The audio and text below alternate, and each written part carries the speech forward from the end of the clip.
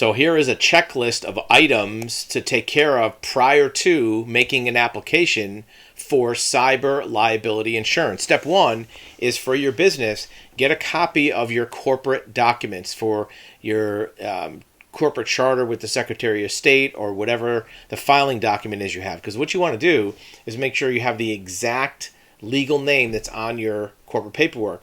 Also, look up any DBAs. If you have a website with a website address or a trade name or a product name, you want to get all those identified along with your EIN number, your tax identification number, because your insurance policy is going to be listed in the exact name of your corporation.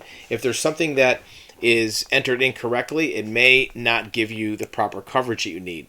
Step two is to make an inventory of all of the known technical exposures. So make an inventory list of any servers you have, any routers that you have, any Wi-Fi networks you have.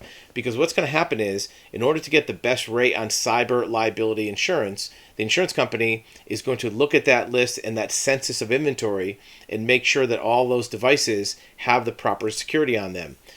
Number three is you want to take a look and see what procedures you have documented for cyber defense. If you have passwords, if you have protocols for your employees, if you have two-factor authentication, if you have procedures for different employees to have different logins to access certain records. For example, if your HR department can see all of the private employee information, that's one thing. But if your sales department can also see all of your employee personal information, that may not be good. So make sure you have a differentiation of access for different parties. Number four, and this is extremely important, is to look at all of the interactions externally that you have. This means, are there any connections from vendors that you have, from clients, where they can log in and access your system? Do you log in and access a vendor system to place orders, to arrange for inventory?